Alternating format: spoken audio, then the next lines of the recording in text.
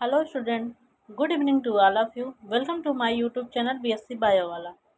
तो आज हम आपके लिए लेकर आए हैं जो आपका यूनिट फर्स्ट है उसका जो लास्ट टॉपिक है, जिसमें आपको कुछ नेशनल और कुछ इंटरनेशनल साइंटिस्ट के बारे में स्टडी करना है। तो इस वीडियो लेक्चर में हम उन साइंटिस्ट के बारे में आपके साथ स्टडी करेंगे। ठीक है बच्चों। तो लास्ट लेक्चर में हमने आपको क्या दिया था? लास्ट लेक्चर में हमने साइटोस्केलेटन के बारे में कवर किया था।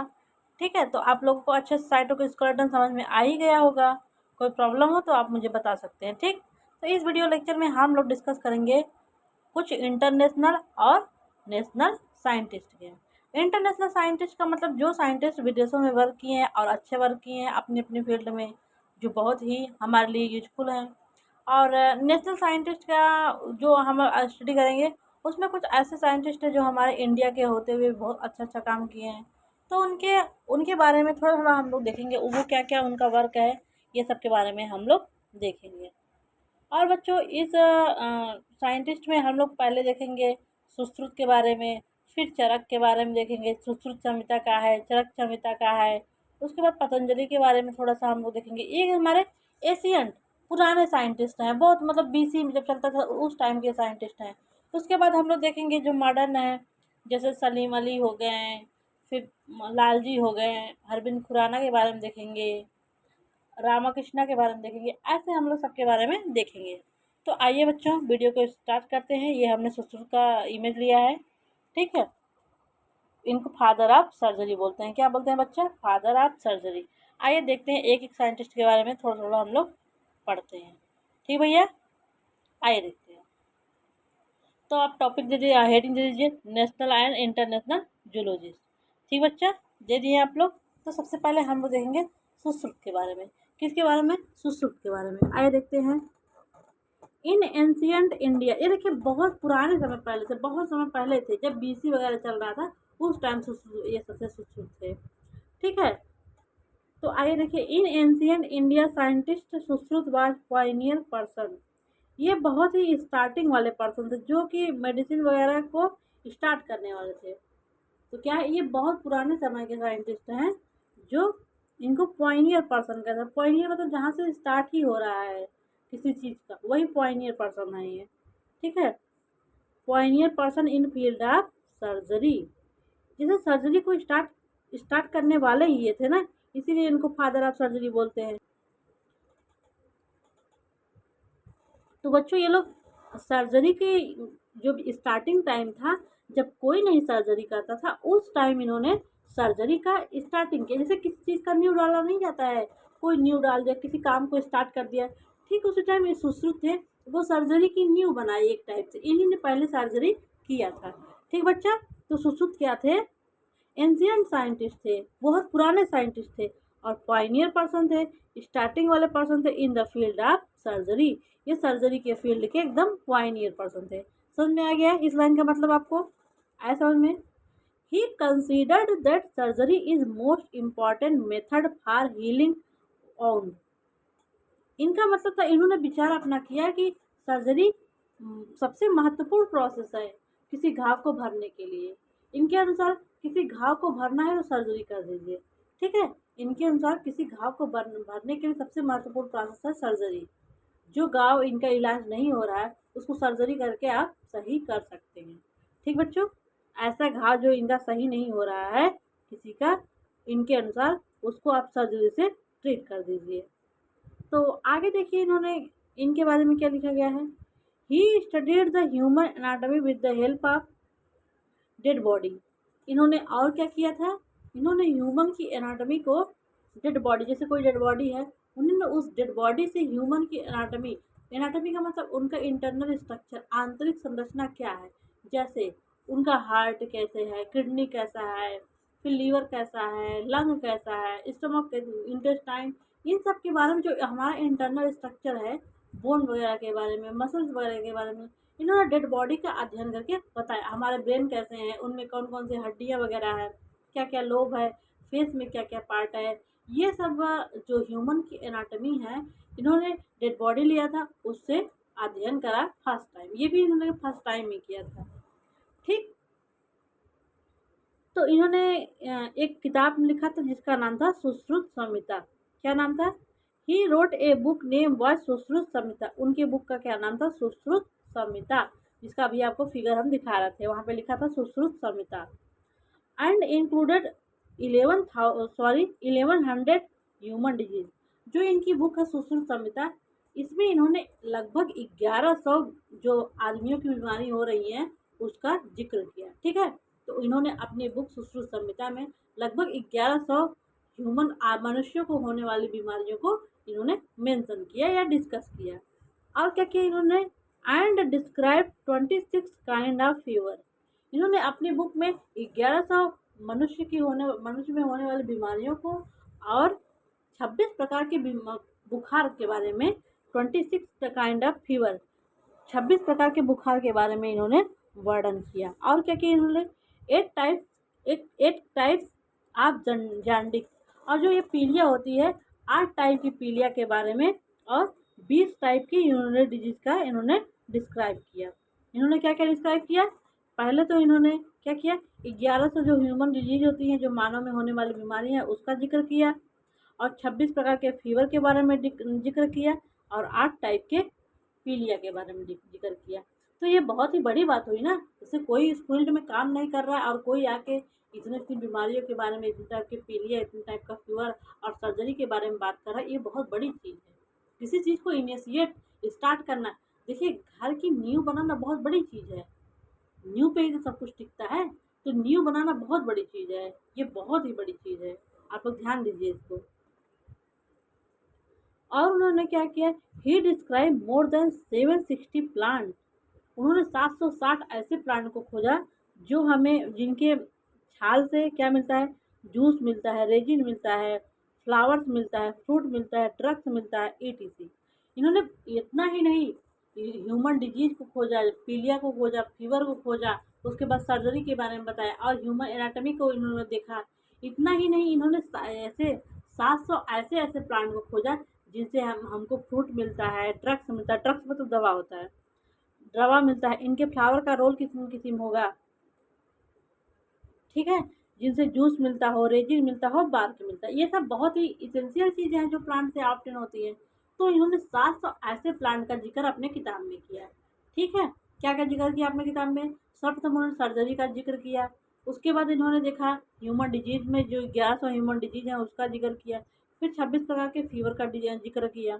फिर 8 काइंड ऑफ जॉन्डिस, 8 प्रकार के पीलिया का। फिर 760 ऐसे पौधों के बारे में, ऐसे प्लांट का डिस्कशन किया, उसको उसके बारे में डिस्क्राइब किया जिनसे हमको रेजिन, जूस, गम और जिनके बार्क वगैरह, फ्रूट सब बहुत ही यूजफुल हैं। तो ये तो बहुत बड़ा काम हो गया ना, हुआ कि नहीं बहुत बड़ा काम, बताइए। और नेक्स्ट इन्होंने क्या किया? जो किसके लिए? ह्यूमन के लिए थे। Beside this different type of vegetable, fruit, plant are also mentioned by him. ये प्लांट के अलावा इन्होंने कुछ वेजिटेबल प्लांट का भी मेंशन अपनी बुक सुश्रुत संहिता में किया। क्या किया बच्चा? इन्होंने अपनी बुक सुश्रुत संहिता में 760 प्लांट के सिवा बहुत सारी ऐसी वेजिटेबल का भी जिक्र किया जो ह्यूमन के लिए बहुत ही बहुत लाभदायक है। ठीक है, any problem? No problem. Okay, देखिए इनका सुश्रुत, देखिए सुश्रुत इनको क्या कहते हैं? Father of Indian surgery. ये हमारे भारत के हैं, इनको father of Indian surgery. Bharat में जो सर्जरी है, कोई इनिशिएट या कोई शुरुआत करने वाला है वो हैं हमारे ऑनरेबल सम्मानित सुश्रुत जी। ठीक है, सुश्रुत सर। ओके बच्चा, देखिए महर्षि सुश्रुत, इनको महाऋषि सुश्रुत कहते हैं। देखिए ये ईसा पूर्व 15वीं शताब्दी में, देखिए 15वीं सदी में है, यहाँ पे लिखा गया है 15वीं सदी के शल्य चिकित्सा के जनक। शल्य चिकित्सा मतलब होता है सर्जरी, सर्जरी चिकित्सा के ये जनक है, फादर हैं। ठीक है, और यहाँ पे क्या लिखा गया है? Founding father of surgery. ये फादर ऑफ इनको सर्जरी बोला जाता है।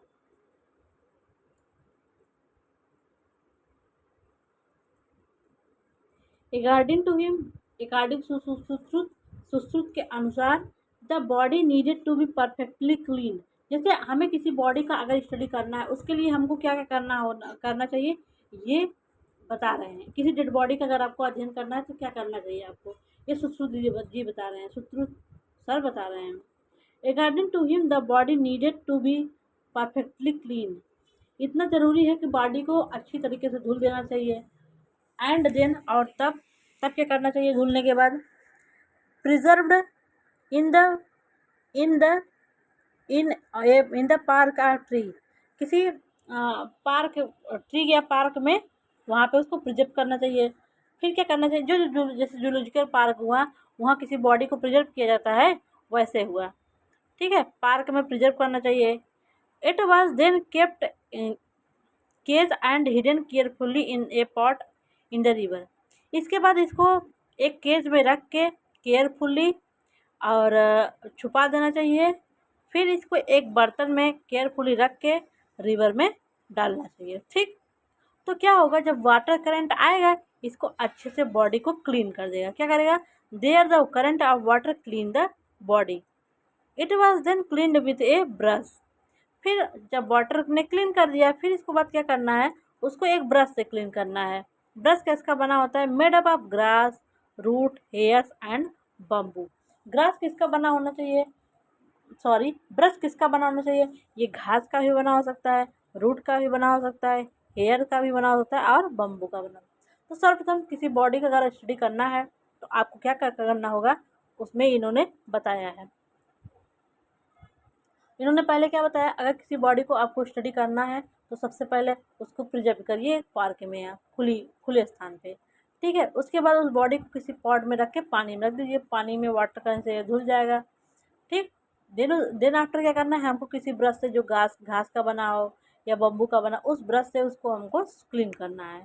ठीक, व्हेन दिस वाज डन, जब ये क्लीनिंग हो जाएगा, every inner and outer part of the body could be seen clearly.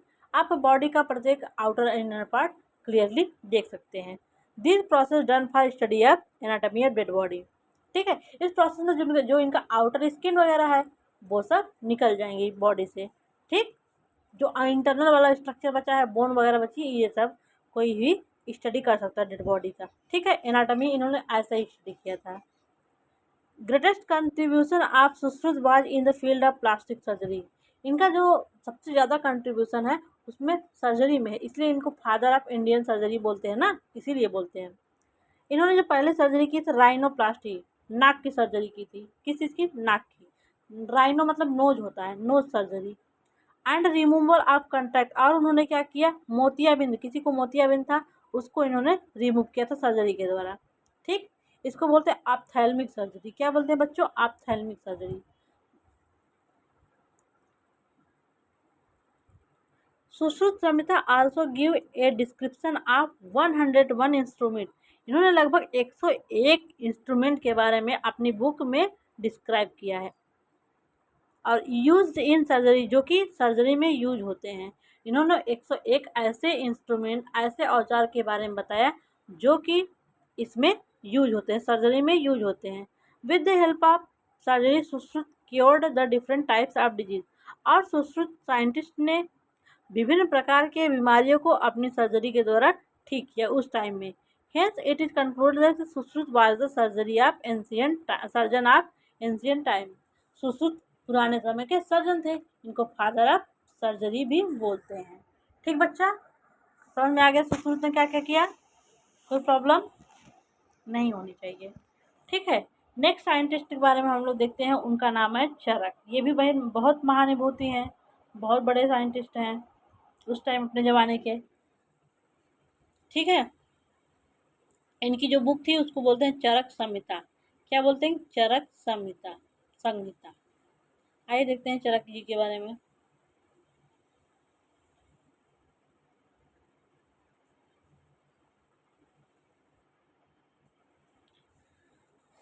Charak is considered as father of ancient India science of medicine. Sorry, Charak is considered as father of ancient India science of medicine.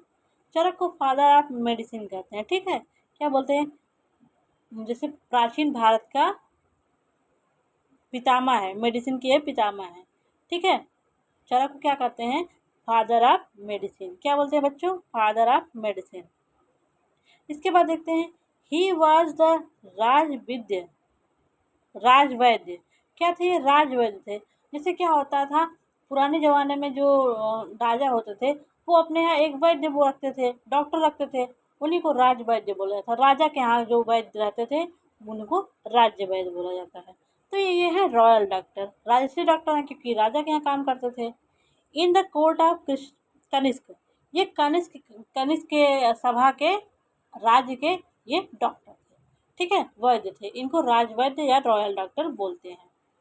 He wrote a book चरक संहिता, इन्होंने अपनी जो book लिखा उसका नाम क्या था? चरक संहिता। क्या था मेरे भैया? चरक संहिता।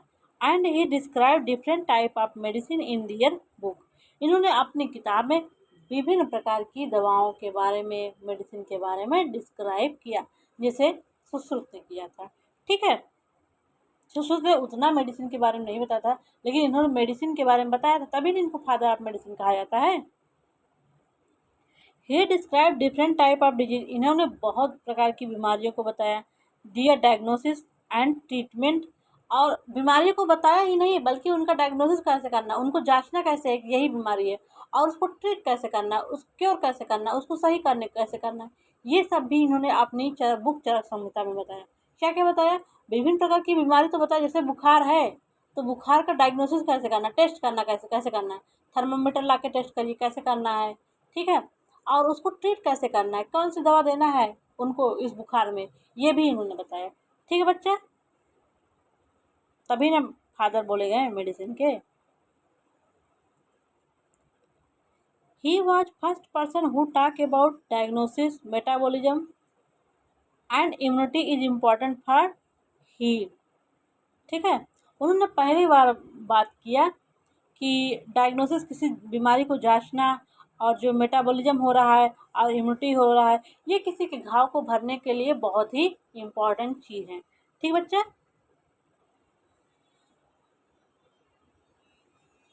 आगे इन्होंने क्या किया? He treated different types of disease with the help of medicine prepared by them, इन्होंने बहुत प्रकार की बीमारियों को ट्रीट करने के लिए मेडिसिन तैयार किया। ठीक, और इन्होंने तैयार भी किया और उस मेडिसिन को किसी को दे के उसका टेस्टिंग भी किया। तो इन्होंने डिफरेंट टाइप के मेडिसिन को प्रिपेयर किया और उससे बीमारियों को ट्रीट भी किया लोगों को। ठीक है, जो इनके अस्वस्थ लोग थे, जो बीमार लोग थे। In Charak Samhita it is mention that different types of medicine. ठीक है, चरक संहिता में जो इनकी बुक है, इनके इनके बुक में बहुत प्रकार की दवाओं का वर्णन किया गया है, मेंशन किया गया है, दवाओं को मेंशन किया है। Charak also knew the fundamental of genetics, ये जो जेनेटिक्स का, अनुवांशिकी का जो फंडामेंटल या बेस था, उसके बारे में भी ये थोड़ा बहुत जानते थे। 10 Charak play important role in field of medicine which are useful for modern scientist, Charak ने मेडिसिन के फील्ड में इतना काम किया जो कि आज के साइंटिस्ट के लिए वरदान साबित है। अगर इन्होंने इन्होंने समझ लीजिए, इन्होंने भी फाउंडेशन का ही काम किया। ठीक है, आज हमारी मेडिसिन इतना आगे जा चुकी है, उसके जो श्रेय जाता है वो चरक, सुश्रुत, यही सब साइंटिस्ट को जाता है। ठीक बच्चा, सुश्रुत के बारे में पता चल गया, चरक के बारे में पता चल गया। ठीक है, आप इसको सुनिएगा और अपने दिमाग में ऐसे ही स्टोरी क्रिएट करिएगा ना, ताकि आप लोग अगर आ जाए तो लिख सकते हैं, आएगा, हो सकता है 5 मार्क्स में तो आ ही सकता है, या फिर दे देगा, नाम ही लिख देने के लिए दे देगा। जैसे एक नंबर में, सॉरी, वेरी शॉर्ट में दे दिया आपको, write some name of Indian scientist, तो आपको लिखना पड़ेगा ये सब इंडियन ही है ना। इनका देखिए चरक संहिता, देखिए दवा बना रहे हैं ना, वैद्य जी हैं। ठीक, इनकी चरक संहिता बुक है, इसी बुक में इन्होंने सब डिस्क्राइब किया है। अब नेक्स्ट हम लोग देखेंगे किनके बारे में? पतंजलि के बारे में। आपने योगा के बारे में सुना हुआ था, पतंजलि। ठीक है, पतंजलि के बारे में सुनेंगे। बाबा रामदेव पतंजलि नहीं है, ठीक है, वो पतंजलि प्रोडक्ट को वो करते हैं। Patanjali was the scientist of ancient India, ये भी प्राचीन भारत के हमारे वैज्ञानिक हैं, साइंटिस्ट हैं। He explain different type of yoga in his book Yoga Samhita. इनकी बुक का क्या नाम था? योगा संहिता। चरक की बुक का नाम चरक संहिता। सुश्रुत की बुक का नाम सुश्रुत संहिता। इनकी बुक का नाम योगा संहिता। ठीक है। Different type of yoga explain by Patanjali. Patanjali ने ही योगा के विभिन्न प्रकार के योग के बारे में अपनी बुक में डिस्क्राइब किया। अच्छा, योग दिवस बताइए किस दिन मनाया जाता है? 21 जून को योग दिवस होता है। क्या होता है? योग दिवस।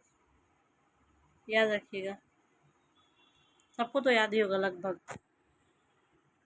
Yoga is important process for healthy. इनके अनुसार इन्होंने बताया yoga is important process for healthy life. इन्होंने कहा कि हेल्दी लाइफ के लिए योगा बहुत ही इम्पॉर्टेंट है। ठीक है बच्चा, क्या है?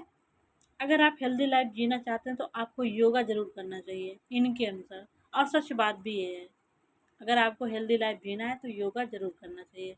According to Patanjali yoga play important role in maintaining healthy life. उनके अनुसार अगर स्वस्थ और सुखमय जीवन जीना है तो योगा ही करना है। He also included different type of medicine formed by different plant form treatment of different disease. इन्होंने बहुत प्रकार की दवाओं को बनाया जो विभिन्न प्रकार के पौधों से प्राप्त हुए हैं, जिससे विभिन्न प्रकार की बीमारी को ट्रीट किया जा सके, इलाज किया जा सके। क्या किया इन्होंने? विभिन्न प्रकार की दवाओं को बनाया इन्होंने। Now A days yoga is the most important process in the world for healthy life. अब योगा भारत देश में ही नहीं, पूरे विश्व लेवल तक, ग्लोबल लेवल तक फैल चुका है। ठीक है, सब लोग योगा कर रहे हैं इस time. According to many scholars, including Louis Reno, have suggested that the Patanjali also wrote ये योगा सुश्रुता। इन्होंने, इनके अनुसार पतंजलि ने योगा सुश्रुता लिखा। Was a different person. इनके अनुसार जो है ये लुइस रेनो जो है, इनके अनुसार जिन्होंने योगा सुश्रुत लिखा था, योगा संहिता जो इन्होंने लिखा था, सुश्रुत नहीं संहिता, योगा सूत्र है, योग सूत्र है। ठीक है, योग सूत्र है। इनके अनुसार जो योग सूत्र लिखे थे वो पतंजलि नहीं थे, वो दूसरे थे, पतंजलि से अलग व्यक्ति थे। Who wrote a commentary on Panini's grammar. इन्होंने पेनिनिज ग्रामर पे कमेंट्री लिखा था। ठीक है।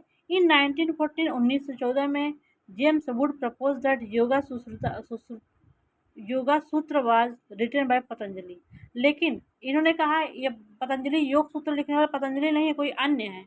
लेकिन ये जेम्स वुड जो हैं, इन्होंने प्रूव किया कि योग सूत्र को लिखने वाले पतंजलि ही हैं। Yoga Sutra is important book for healthy life, so yoga play important role in life of any person. Yoga तो पार्ट ऑफ लाइफ हो ही गया है। ठीक है। अब इतना सारे जो हम लोग एंशिएंट साइंटिस्ट के बारे में पढ़ लिए हैं, तो 3 हमने एंशिएंट साइंटिस्ट के बारे में पढ़ा था, चरक, सुश्रुत और पतंजलि। किसके बारे में पढ़ा भाइयों? चरक, सुश्रुत और पतंजलि। अब हम कुछ मॉडर्न साइंटिस्ट के बारे में देखेंगे। मॉडर्न साइंटिस्ट के बारे में हम लोग वी रामाकृष्णन के बारे में देखेंगे, डॉक्टर लालजी सर के बारे में देखेंगे, उसके बाद हम लोग प्रोफेसर रामदेव मिश्र के बारे में देखेंगे, फिर सलीम अली जिसको बर्डमैन ऑफ इंडिया कहते हैं उनके बारे में देखेंगे, और डॉक्टर हरबिंद खुराना के बारे में देखेंगे। आइए एक एक करके देखते हैं। पहले हम लोग वी रामकृष्णन के बारे में देखते हैं। वी रामकृष्णन ये बहुत ही इनका वर्क एकदम अप्रिसिएबल है। इन्होंने बहुत ही विशाल विशाल वर्क किए हैं। ठीक है बच्चा।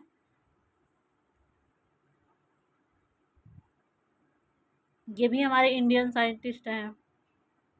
We Ramakrishnan born in 1952। ये 1952 में इनका जन्म हुआ था इन इंडिया। ये भारत के वासी हैं। But he work in British and America. लेकिन ये ब्रिटिश और अमेरिका में काम किए हैं। आज structural biologist who share the Nobel prize.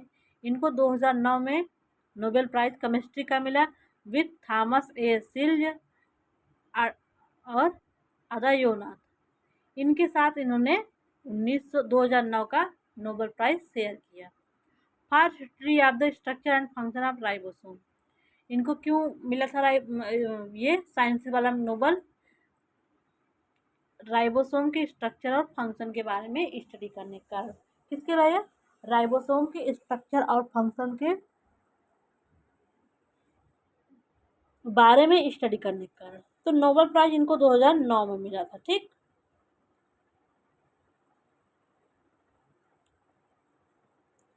Since 1999 1999 से ही worked as a group leader. ये ग्रुप लीडर थे, ठीक है, कोई ग्रुप है उसका लीडर थे at the Medical Research Council MRC। उस टाइम ये जो मेडिकल रिसर्च काउंसिल था MRC इसके लीडर थे। ठीक, Laboratory of Molecular Biology LMB इसके भी लीडर थे on the Cambridge biomedical campus UK। ठीक है, ये ना 1999 से ग्रुप लीडर की तरह वर्क कर रहे थे। कहाँ? Molecular research counselling MRC, laboratory of Molecular Biology LMB on Cambridge biomedical course UK, United kingdom. United kingdom में ये कैम्ब्रिज जो यूनिवर्सिटी है वहाँ पे बायोमेडिकल कैंपस में ये इन मतलब मेडिकल रिसर्च काउंसलिंग और लेबोरेटरी ऑफ मॉलिकुलर बायोलॉजी के लीडर थे। ठीक बच्चा, क्या थे? लीडर थे। फिर इन्होंने क्या किया? He served as president of Royal Society from 2015 to 2020 in London. ठीक है, ये लंदन में 2015 से 2020 तक इसके रॉयल सोसाइटी के प्रेसिडेंट की तरह काम करे थे, किए थे, चीफ की तरह काम किए थे। ओके, किसकी तरह काम किए थे? चीफ की तरह। V Ramakrishnan famous, he describe the structure of ribosome. ये किस लिए फेमस है? क्योंकि इन्होंने राइबोसोम के स्ट्रक्चर के बारे में बताया था। किसके बारे में बताया था? राइबोसोम के स्ट्रक्चर के बारे में, जिसको लिए इनको नोबेल प्राइज भी मिला है। ये देखिए, V Ramakrishnan. Venki Ramakrishnan Nobel prize winning biologist, president of Royal Society. जो रॉयल सोसाइटी है उसकी ये प्रेसिडेंट है। ठीक, देखिए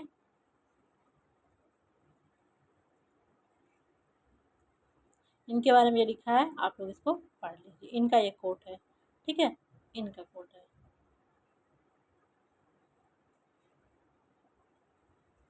अब देखते हैं हम लोग डॉक्टर हरबिंद खुराना। ये अपने इंडिया के हैं डॉक्टर हरबिंद खुराना। इन्होंने आर्टिफिशियल जीन सिंथेसिस किया था। मॉलिक्यूलर जेनेटिक्स में इनका बहुत ही अहम रोल है। ठीक, डॉक्टर हरबिंद खुराना बॉर्न 9 जनवरी 1922। 9 जनवरी 1922 को इनका जन्म हुआ था और 9 नवंबर 2011 को इनकी मृत्यु हो गई। देखिए 9 जनवरी को जन्मे, 9 नवंबर 1922 2011, लगभग ये 89 वर्ष तक जीवित थे। कितने? 89 ईयर तक। ही वॉज एन इंडियन, क्या है? He was an Indian American biochemist. इनका जन्म तो इंडिया में हुआ था, लेकिन ये पले बड़े या फिर काम किसके लिए किए? अमेरिका के लिए। तो ये इंडियन अमेरिकन बायोकेमिस्ट थे। देखिए वी रामाकृष्णन भी तो यूनाइटेड किंगडम में काम किए थे, लेकिन इंडिया के ही थे। उनके पापा पापा दादा दादा मान लीजिए इंडिया के रहे होंगे। He shared Nobel prize in 1968 heart physiology of medicine with Marshall W Nirenberg and Robert W Holley. तो इनको जो 1968 में, ठीक है, फिजियोलॉजी का मेडिसिन मिला, मतलब फिजियोलॉजी ऑफ मेडिसिन का नोबेल प्राइज मिला। जो किसके साथ शेयर किए इन्होंने? मार्शल W नीरनबर्ग और रॉबर्ट होले। ये इन्होंने जेनेटिक कोडान का वो बनाया था, रॉबर्ट होले और नीरनबर्ग ने। इन्हीं के साथ इनको भी नोबेल प्राइज मिला। किस लिए नोबेल प्राइज मिला?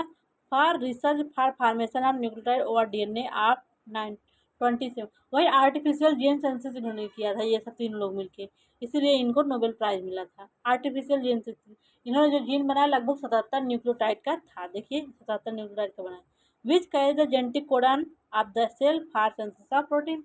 अब भैया जीन है, mRNA बनेगा, ट्रांसक्रिप्शन करेगा, फिर ट्रांसलेशन तो करेगा ही। ठीक, अगर अगर आप कोई जीन ले ले, DNA ले ले, वो छोटा सा है, उसी कॉपी करवा के आप बड़ा सा बना लीजिए, मल्टीपल कॉपी बनवा लीजिए। ठीक, Hargobind Khorana serves on the faculties of 3 university in the North America. He nationalized of North America. ये नॉर्थ अमेरिका के ये निवासी थे, ठीक है। और नॉर्थ अमेरिका के 3 यूनिवर्सिटी में इन्होंने काम किया। देखिए Hargobind Khorana, great scientist, science bloggers association. अब देखते हैं सलीम अली। सलीम अली को वर्ल्ड मैन ऑफ इंडिया कहते हैं। क्या बोलते हैं बच्चा? World man of India. ये भरतपुर नेशनल पार्क से रिलेटेड है, ठीक है। वहाँ पे जो 1 ईयर में डिफरेंट टाइप की बर्ड विजिट करती हैं। वहाँ की जो बर्ड सेंचुरी है भरतपुर में, वहाँ पे राजस्थान में पाया जाएगा, Keoladeo. Okay. Salim Ali born in 12 November 1896। ये 12 नवंबर 1896 में इनका जन्म हुआ। एंड इनकी मृत्यु कब हुई? 20 जून 1987। इनकी मृत्यु कब हुई? 20 जून 1987 को। He was Indian ornithologist and naturalist. Ornithologist को जो बर्ड स्टडी ऑफ बर्ड क्या बोला जाता है? ऑर्निथोलॉजी। और जो बर्ड की स्टडी करता है उनको ऑर्निथोलॉजी बोलते हैं। क्या बोलते हैं बच्चों? ऑर्निथोलॉजी। तो ये क्या है? ऑर्निथोलॉजिस्ट और नेचुरलिस्ट है। नेचुरलिस्ट मतलब नेचर की जो स्टडी करते हो। तो बर्ड तो नेचर में ही आ गई ना, नेचर की स्टडी कर रहे हैं, तो ये नेचुरलिस्ट हैं। He study the behaviour of bird. इन्होंने बर्ड पक्षियों के बिहेवियर के बारे में अध्ययन किया। He called as bird man of India. इनको बर्डमैन बर्डमैन ऑफ इंडिया कहा जाता है। क्या बोला जाता है? Birdman of India. Salim Ali was the first Indian who conduct the systematic bird sanctuary across India. ये पहले पर्सन थे जो भारत में किसी बर्ड सेंचुरी की बात किए हैं, ठीक है।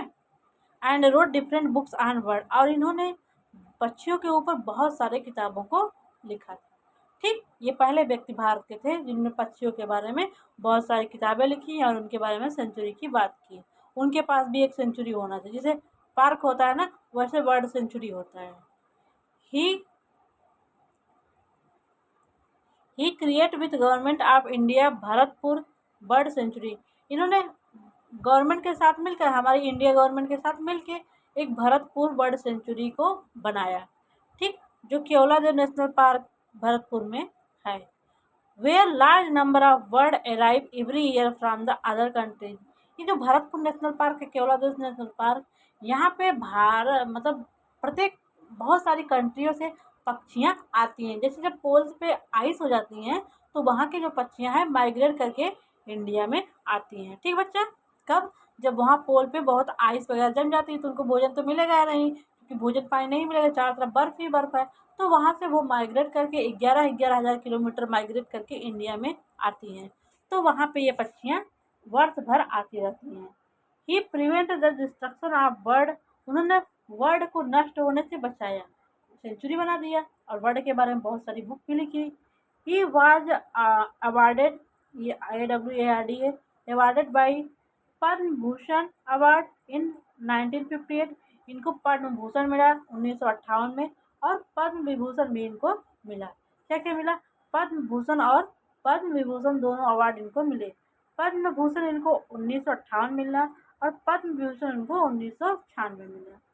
Several species of bird and their behaviour have been discovered by Salim Ali. Salim Ali ने बर्ड के विभिन्न स्पीसीज का अध्ययन किया और उनके बिहेवियर का अध्ययन किया। किसका अध्ययन किया बच्चा? बिहेवियर का अध्ययन किया और अब विभिन्न प्रकार के बर्ड को इन्होंने खोजा। अब देखते हैं हम लोग लालजी सिंह। इनको father of Indian DNA finger printing बोलते हैं। क्या बोलते हैं? Father of DNA finger printing. इन्होंने भारत में फिंगर प्रिंटिंग को सर्वप्रथम खोजा, ठीक है। लालजी देखिए अपने यहाँ यूपी के हैं, सिकरारा के, ठीक है। लालजी सिंह, लालजी सिंह बॉर्न इन 5 जुलाई, सिकरारा जौनपुर में पड़ता है, ठीक है। Lalji Singh born in 5 July 1947 and died 10 दिसंबर 2017। ये 1947 में 5 जुलाई 1947 देश आज़ाद हुआ, इसी टाइम ये भी आए। 1947 में इनका जन्म हुआ और 10 दिसंबर 2017 में मृत्यु हुई। 2017 में, अभी रिसेंट में ही इनकी 5 साल पहले मृत्यु हुई। He was Indian scientist who work in the field of DNA fingerprinting technology. ये भारत के पहले साइंटिस्ट थे जिन्होंने डीएनए फिंगरप्रिंटिंग टेक्नोलॉजी के बारे में अध्ययन किया। और इसके पहले कोई भी डीएनए फिंगरप्रिंटिंग के लिए यहाँ पे लैब नहीं था इंडिया में। इन्होंने पहला लैब यहाँ पे इस्टेब्लिश किया। ठीक। He was properly known as father of Indian DNA fingerprinting. भारत में जो डीएनए फिंगरप्रिंटिंग है उसका जनक कहा जाता है। क्या बोला जाता है? जनक कहा जाता है।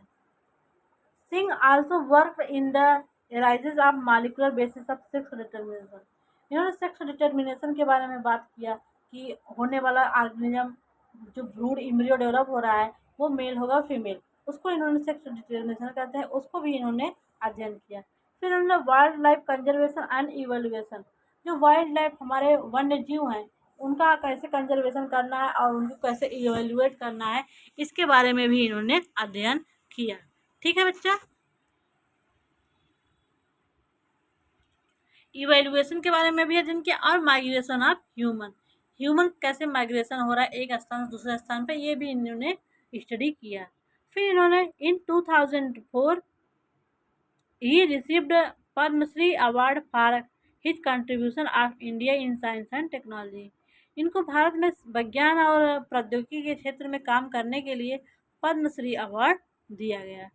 ठीक है।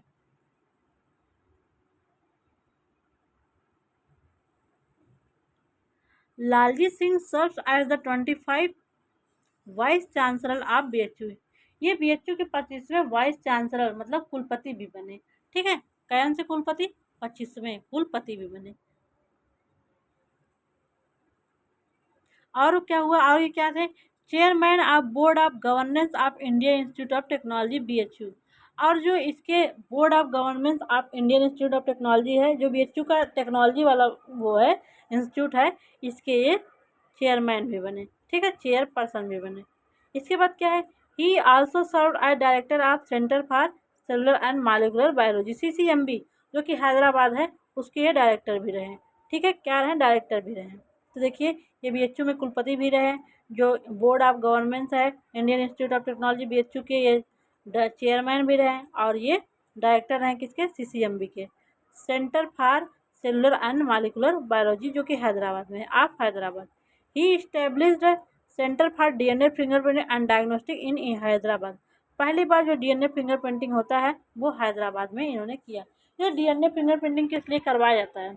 जैसे मान लीजिए कोई दंपति है और कोई उसका कोई पुत्र है। ठीक है। एक दूसरे दंपति है, वो दावा कर रहे हैं ये पुत्र मेरा है, दूसरा दंपति दावा कर रहा है ये पुत्र मेरा है। तो उस केस में डीएनए फिंगरप्रिंटिंग किया जाएगा। जिसका डीएनए का प्रिंट मैच करेगा ज़्यादा से ज़्यादा, वही उसके पेरेंट्स होंगे। ठीक है। ऐसे भी बहुत सारे केसेस में किसी मान लीजिए कोई क्रिमिनल केस हुआ, कोई केस हुआ, उसमें कोई जो क्रिमिनल है उसका डीएनए फिंगरप्रिंटिंग, मान लीजिए उसका बाल है, तो उसके डीएनए फिंगरप्रिंटिंग से हम लोग पता कर लेंगे कौन सा ये क्रिमिनल है। तो ऐसा यही यूज है डीएनए फिंगरप्रिंटिंग का। देखिए लालजी सिंह अपने जौनपुर के हैं ये। अब प्रोफेसर रामदेव मिश्रा। रामदेव मिश्रा जो प्रोफेसर हैं, इनका बहुत ही ज़्यादा, फादर ऑफ इंडियन इकोलॉजी इनको बोलते हैं। इनका बहुत ज़्यादा रोल है भारत में इकोलॉजी के क्षेत्र में काम। पहले भारत में इकोलॉजी उतना नहीं विकसित था, लेकिन इन्होंने इकोलॉजी को बहुत ही लार्ज लेवल पर बढ़ाया और ये फादर ऑफ इंडियन इकोलॉजी बने। जो इकोलॉजी का ब्रांच वगैरह नहीं होता था, इन्होंने इकोलॉजी का ब्रांच बीएचयू में सर्वप्रथम स्थापित किया। ठीक है। Professor Ramdev Mishra is commonly called as father of Indian ecology. देखिए बच्चों, जो ये प्रोफेसर रामदेव मिश्र नहीं है, इनके एक स्टूडेंट थे आर्यन मिश्रा। उन्होंने हमको पढ़ाया है इकोलॉजी। ठीक है। Professor Ramdev Mishra is commonly called as father of Indian ecology. इनको भारत के इकोलॉजी के जनक कहा जाता है। He described about biotic and abiotic factor of environment and impact of environment on the body of organism. इन्होंने बायोटिक बायोटिक का मतलब होता है ऐसा फैक्टर जिसमें जीवन हो। ठीक है। और एबायोटिक मतलब जिसमें जीवन ना हो, जैसे सॉइल हो गई ना, और लाइट हो गया, टेम्परेचर हो गया, वाटर हो गया, ये सब एबायोटिक है। इसमें लाइफ नहीं है ना, लाइफलेस है। और जो बायोटिक हो गया, जैसे मान लीजिए माइक्रो ऑर्गेनिज्म हो गया, बैक्टीरिया हो गया, फिर पोरीफेरा के मेंबर हो गए, ये सब लिविंग मेंबर है। ठीक है, ह्यूमन हो गए, प्लांट हो गए, ये सब बायोटिक फैक्टर है। बायोटिक मतलब जैव होता है, एबायोटिक मतलब अजैव। ठीक, इन्होंने अपनी पीएचडी डिग्री कहाँ से ऑब्टेन किया था? Ramdev Mishra obtain his PhD in 1937 1937 में from university of Leeds UK. इन्होंने यूके की यूनिवर्सिटी से अपना पीएचडी प्राप्त किया था। He was specialise in botany ecology. उन्होंने स्पेशलाइजेशन किसने किया? बॉटनी में, वो भी इकोलॉजी वाला में। ठीक है, he served as the professor head of botany department. इन्होंने प्रोफेसर की तरह भी काम किया और बॉटनी डिपार्टमेंट के एचओडी के रूप में काम भी किया। कहाँ पे? यूनिवर्सिटी ऑफ सागर, इसको SAUGAR भी या SAGR बोलते हैं। ठीक है, यूनिवर्सिटी ऑफ सागर के इन्होंने जो प्रोफेसर के रूप में भी काम किया, फिर एचओडी हो गए बॉटनी के कुछ टाइम बाद।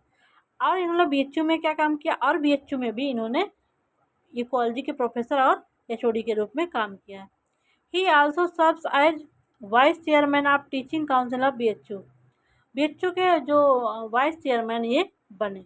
ठीक है, he work about ecology of India. इन्होंने भारत का जो इकोलॉजी के बारे में अध्ययन किया। देखिए, इनकी ये 4th सेंचुरी का हमने यहाँ पे आपको दिखाया है, फोटो हम लोगों ने लिया है। ये हैं प्रोफेसर रामदेव मिश्र। ठीक है, ये हैं हमारे honourable professor Ramdev Mishra.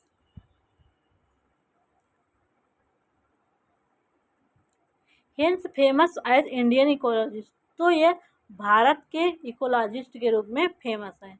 He was burn इन 1908। 1908 में ये बर्न हुए और ये 1998 में इनकी मृत्यु हुई। ठीक, the field of work of Ramdev Mishra was Indian environment. ये भारत के इन्वायरमेंट के रूप में, इकोलॉजी के रूप में, इकोलॉजी को बहुत ही ज़्यादा इन्होंने विस्तार किया इकोलॉजी का। ठीक है, पहले एक सेपरेट ब्रांच इकोलॉजी का नहीं था, लेकिन ये जब आए तो BHU में इन्होंने इकोलॉजी का एक सेपरेट ब्रांच का डेवलपमेंट किया। ठीक है, इकोलॉजी से ये स्पेशलाइजेशन करके आए थे यूके से, तो इन्होंने इकोलॉजी का बहुत ही ज़्यादा विस्तार अपने इंडिया में किया।